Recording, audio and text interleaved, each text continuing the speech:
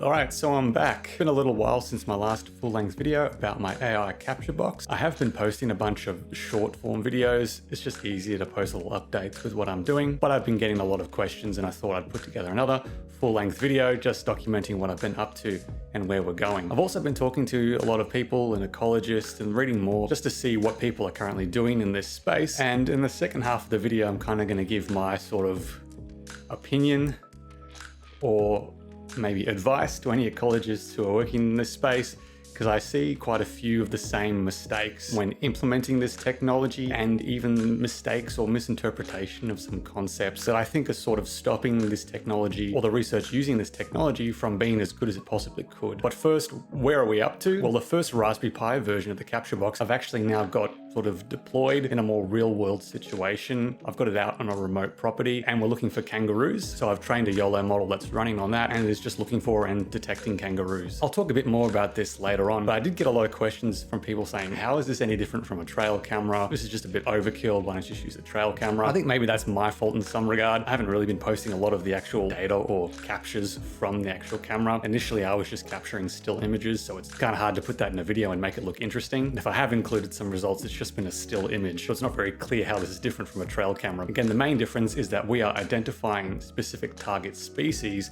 that the model has been trained on. And once we do that detection, we can then remotely transmit that detection. And that's currently what I'm doing in that Kangaroo box. I've got it connected with a 4G dongle to the mobile network, and I'm pushing the detections data to the cloud with just Firestore, just a quick and easy way to get the detections to a cloud storage. And then I can pull those detections on my PC here and see what we've detected. I'm not currently uploading videos or images, though we could do that. That particular location where the kangaroo monitoring is has really good 4G coverage. It's like line of sight to a 4G tower, so I've got no problems with that. So we could upload videos if we wanted to. But as I've already talked about, I want to be able to put this in remote locations where we potentially don't have any sort of network coverage, and then we can use technologies like Lora in order to transmit the detection data over a long range with our own sort of network. So that Kangaroo box is pretty much exactly the same as in the last video. One of the main hardware updates with that is the new UPS. In that previous video, I talked about how that UPS had some weird functionality where it would just shut down if the Raspberry Pi shut down. Someone pointed out in the comments of that video that there's actually another version. So that one was the X1202. There's an X1206, which not only uses the larger 21700 lithium ion batteries, but also has some jumper pins to basically turn off that functionality. So the 5-volt output supplying the Raspberry Pi is on continuously. And because of that, we can fully utilize the real-time clock on the Raspberry Pi 5, and we can properly schedule shutdown and wake up times whenever we want, really. So that one's just shutting down at sunset and booting back up at sunrise. Since then, I've also been working on some other versions of the capture box, specifically one that will be able to detect animals at nighttime that requires the use of an infrared camera and infrared floodlights. If you've been following along with the shorts, you'll know I've been using the StarViz 2 camera sensor. Specifically, I've been using Arducam's camera module, which uses that Sony StarViz sensor. And that sensor is very sensitive to infrared light, and I found it has really good quality at night under infrared illumination. One thing I'll point out here is that I've seen a lot of people try to use infrared cameras or cameras that claim to have good infrared sensitivity. They buy them, they take them home, they put an infrared floodlight or whatever, and they find that the camera is not detecting any of the infrared light. And you just have to be careful, because many of the listings for the cameras will say uses such and such sensor, has good infrared sensitivity. But if you go further down, it'll say camera module includes infrared cutoff filter. So it's actually blocking all the infrared light. You can't actually use it as an infrared camera. Luckily though, many of the camera modules, the infrared filter is pretty easily removable. I've seen some where it's just a single sort of cap that sits directly over the sensor that you can just remove after unscrewing the lens. On Arducam's StarViz 2 camera module that I was using, it's actually a glass infrared cutoff filter, so I had to heat it up a bit to remove it. It was a bit more difficult, but I've seen people have conversations on forums saying this camera sensor is useless, it claims to be IR, but it's not, blah, blah, blah. You need to make sure that when you're buying it, it doesn't include the cutoff filter, or if it does,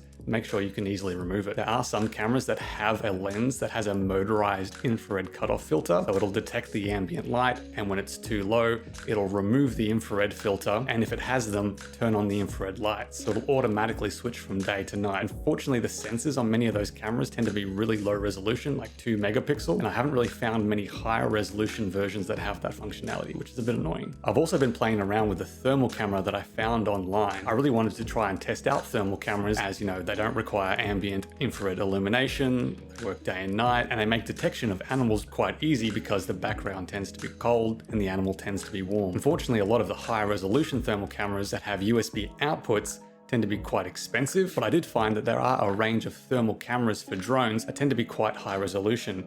This one is 640 by 512.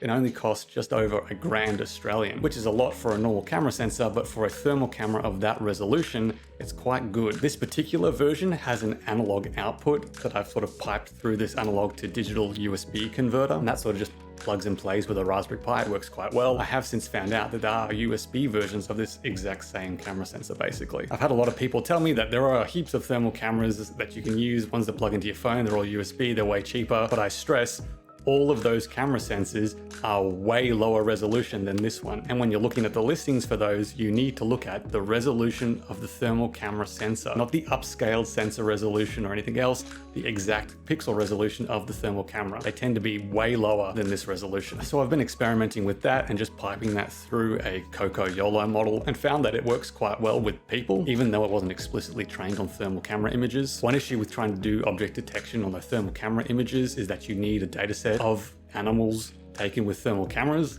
which is quite hard to come by, but you could potentially do something much simpler just with, pixel-based motion detection, because as I said, animals are going to appear hot and the background is going to appear cold. So with that new camera, I've built another box with a new UPS as well, just detecting mice that are running around my backyard to test out the setup. Because the new UPS uses larger batteries, the total battery capacity of that battery pack is about 20 amp hours. So it's just over 74 watt hours total, which will power the device for up to 15 hours. One interesting note on power consumption is I've bought a couple of different Raspberry Pi 5s, and I noticed for some reason that they were using different amounts of power, and I could not work out why they were using different amounts of power running the exact same code. I was swapping the SD card, same SD card, different power usage. Since found out that there is a new version of the Raspberry Pi 5 or a new revision of the actual chip, 1.1, and that 1.1 seems to use quite a lot less power than revision 1.0, but I found that it uses up to like 1 watt less when running my code, which when your system only uses about 4 to 5 watts is a huge reduction. It results in a battery life increase of a couple of hours, so that's really quite surprising. So I have been experimenting with using Lora to actually transmit the detections over long distances instead of using 4G like I'm doing with the Kangaroo monitor. Some people pointed out in the previous video that you can get these extra long stackable headers, which means you can stack more than one hat on top of the Raspberry Pi. So here I've got both the AI hat and this WaveShare Lora module that is stacked on top of the Raspberry Pi. But even with that extra long stacking header, there's now no room for a UPS again, and so having this UPS mount to the bottom is really useful. One annoying thing with the Lora modules on the Raspberry Pi 5 is that a lot of them use the old GPIO libraries like GPIO and Raspberry GPIO, and they unfortunately just don't work with the Raspberry Pi 5. They've changed how they do the GPIO control, and so you need to use GPIO 0, and a lot of the Lora libraries for the Raspberry Pi don't use it or haven't swapped over. I noticed that with the WaveShare library, it doesn't use GPIO 0, so I had to go into the class definition and change the use of the GPIO over to using GPIO 0, confirm it still works. I'll probably post that as a GitHub repo and just explain how you can actually get it working. One hesitation that I think a lot of people have with using Lora is the fact that you do need to set up your own Lora gateway in most situations. There are some public gateways set up with like the Internet of Things, but if you don't want to use that or you don't have that in your area, you will need to set up your own gateway. And while Lora does have a pretty extreme maximum range, that does heavily depend on your environment. With these modules that I've got here, you could probably easily get 20 kilometers range if you have direct line of sight. If you have anything but that, your range is going to be dramatically cut. So I've been walking around with this portable setup in my neighborhood, as both GPS as well as Lora, and I've just been getting it to transmit its location to the receiver that I have at my house. And in this sort of built up suburbia area, I was really only getting a max range of about 500 meters. And then in some random locations, I would suddenly pop up maybe a kilometer away, but that was very rare. So the environment really does dramatically reduce the range that you can get with these devices. Another hesitation with Lora is that a lot of the tutorials online on how to set up your own LoRaWAN gateway utilize the Internet of Things. If you want to use that for any real work, you need to now pay for a subscription for that. You need to pay for them to log and transmit your data and have access to that. There are alternatives like Meshtastic that you can use, use to sort of set up your own network. And as the name suggests, you can set up a mesh network with Lora, so you can have each nodes retransmit the message, so you can potentially cover a larger area. But even if you are using, Semtex package forwarder that a lot of the tutorials use, don't need to specifically set it up for the Internet of Things. You can actually set the gateway address to anything you want. You can even set the gateway address to be localhost, so it basically just forwards the packages to itself. So you can have a separate Python script on the same device that uses, WebSockets or whatever to just listen for the data coming in and then process that and either store it locally or maybe push that to your own server. If there is a lot of interest in how to set that up yourself, let me know and I might do a separate video on that. So with the rise of using AI with cameras to do processing, especially for edge compute devices, I still see a lot of confusion. Like I've sort of talked about already, what's the difference between what we're building here and just a trail camera? And maybe that's my fault. I've only really been using object detection models to sort of detect animals and then start recording, which isn't very different to just a normal trail camera. But again, apart from the fact that we can detect the species and remotely transmit that information, you can really use any sort of deep neural network you want in order to extract any sort of information in the image. You kind of have to separate out in your mind the detecting stage from potentially, say, recording video or recording images. We're using the camera sensor as a sort of anything detector, right? I've said this before, anything that's sort of perceptible in the image with deep neural networks can now be extracted and either saved or processed or transmitted, or like we're doing here, used to trigger video recording or taking images. And there are a huge range of networks out there. We can even invent our own depending on what data we've collected. And we can extract all sorts of information. We can, if we have stereo cameras, we can measure directly the size of an animal. We can estimate its age, its sex, a whole range of information that you can store or transmit. And it doesn't just have to be animals. You could use flora as well. You can imagine if you set this up on the side of a mountain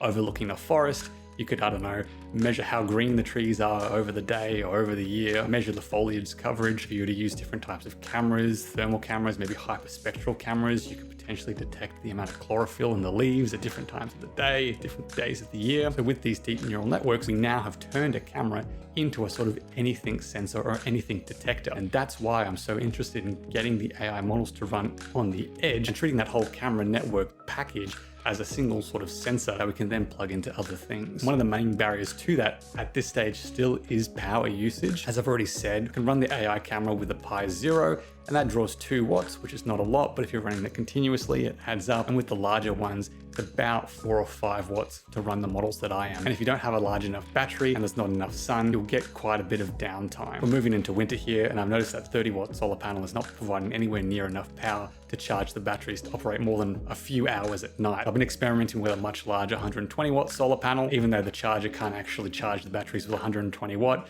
it does give us more power when it is overcast. So getting that power usage down is one of the things that I am trying to focus on, because while it is possible to just have the device switch on at random times and process some collected data, using the camera sensor as your sensor device and having that run continuously, doing the actual extraction or detection or whatever, I think is going to be really important and it's going to be really useful. I've been getting a lot of messages and questions from people basically asking if I can make a whole tutorial on how you build one of these boxes. I've been a bit hesitant because there isn't really one device. As you can kind of tell, I'm kind of just making it up as I go along, depending on what I want to detect and where. Since the last update video, I have posted 2 videos, one on how to export a model for the AI camera and the other for the AI hat. And I don't go over too much on how to actually train the object detection model because there's a lot of content out there about that, but on how to actually export it and get it running on the hardware. After you do that, there isn't really many more update steps to get to where I am. All of the hardware is just off-the-shelf hardware and there's not really a lot of setup required. But I have noticed quite a few different people posting their projects very similar to this, trying to do similar things. So maybe I am helping and maybe people are paying attention, which is cool. One notable project is from Microsoft's AI for Good Lab, which I noticed is starting up a project doing very similar work to what I'm doing here. It can autonomously capture real-time images and sounds, providing crucial data on species presence and behavior. There's not a lot of information about exactly what they're doing, but that's cool. I guess it kind of validates that it's a good idea. I've also seen more interest from ecologists and some more papers using image-based edge compute to detect and process image data, which kind of brings me to the second part of this video, talking about some of the work that I've seen ecologists do and some of the issues that I've seen and maybe potentially help future work. So as I mentioned at the start of the video, people talking about trail cameras and how is this different from a trail camera. One thing trail cameras are really good at is you can set them up and leave them for long periods of time with a single set of batteries and they don't need auxiliary power. That's because pretty much all of them use a PIR or a passive infrared sensor to to actually do the detection. That PIR sensor basically detects movement of heat and has a really wide viewing angle. So as soon as it detects movement of heat, it actually switches on the camera and the whole rest of the device and starts recording. When it hasn't detected anything, the rest of the device is powered down, and that PIR sensor uses a very, very, very tiny amount of power. What that means is that the average power draw is really, really low, and so it can last a long time off a single set of batteries. As soon as you start trying to use the camera sensor as a detector, the power requirements really go up quite a lot. Even if you're just doing basic pixel-based motion, that requires you to get image frames from the camera, process them with your microcontroller or with your computer, do your detection, and then switch on the video recording if you detect motion. If you're going to build your own device using off-the-shelf components like I've seen people try to do, like with a Raspberry Pi Zero, battery that you're going to need for like a week or two's worth of recording is going to be massive. So from my experiments, doing pixel-based motion detection with a Raspberry Pi Zero will require an average of about 2 watts of power. That might not sound like much, but if you're running this 12 hours or 24 hours a day, that 2 watts quickly adds up. Pixel-based motion detection can also be quite difficult to get right because pretty much anything can set it off. You know, the movement of leaves in the trees or swaying of grass. Even if it's just a small amount, if that movement takes up a large amount of the image, that small amount of movement can set off the detection. And what you're going to find is you're just recording constantly, basically, because all this tiny movement setting off your detection. So the best use case for that is if you have a really static background and aren't expecting much movement. I have seen some work using it where basically there's constant movement in the image from either the targets or the background, and they report the number of frames they've captured during a period of time and the frame rate they're capturing it at. You can do a quick calculation and realize that this camera was basically just recording for like 90% of the time, and so the pixel-based motion really wasn't necessary. So in that case, you might want to be careful about the sort of camera you're using to do that pixel-based motion.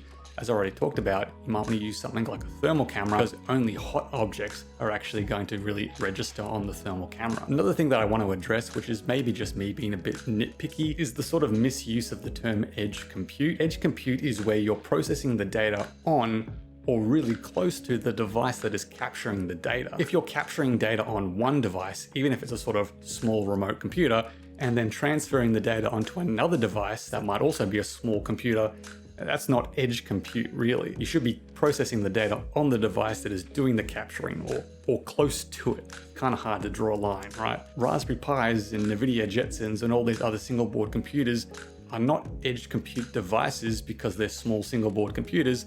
They can be used as edge compute devices easily because they're small and low power and thus can be deployed remotely.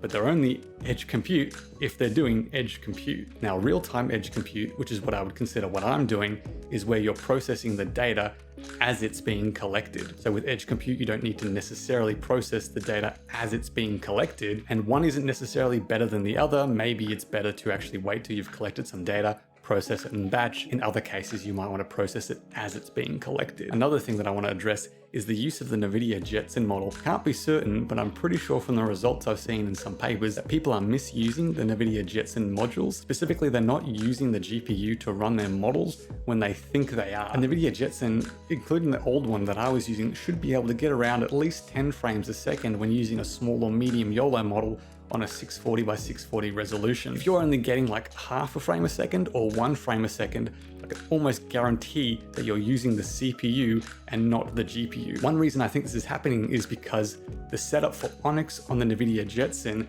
is not straightforward like on a normal PC or even a Raspberry Pi. You need to download a specific Onyx runtime wheel to actually install Onyx runtime properly on the NVIDIA Jetson to use the GPU. And a lot of open source repos that will do inference on NVIDIA Jetson with Yolo could fail silently and just check if the GPU on the NVIDIA Jetson is available. If not, switch to the CPU without actually notifying you. So just check if the GPU is actually being utilized while it's running. If not, you're using the CPU. Another thing that I have noticed is even with these new AI hats for the Raspberry Pi and the AI camera, a lot of people are still just using the bare Raspberry Pi to process the data. So they're using something like a mega detector, which is normally designed to process data on a computer, and trying to get that running on a Raspberry Pi CPU. And if you're doing that, you're probably only going to get maybe 1 frame processed every 5 seconds, which isn't really ideal for an edge compute device. It still is quite difficult to get models or custom models running on the AI hat and AI camera, especially if you're trying to get your own custom model or maybe a weird model architecture that's not standard. But things like Mega Detector are just Yolo models, so you should be able to export them to run on the AI hat. All right, with that, that's pretty much all I wanted to cover in this video. If you have any questions or comments, please leave them below. If you have any ideas for future videos or would like me to make a longer video on a specific topic, again, leave your comments below. If you need any help on your specific project, I have a Discord as well, and I'll be happy to answer any of your questions there. Thanks for watching, and I'll see you next time.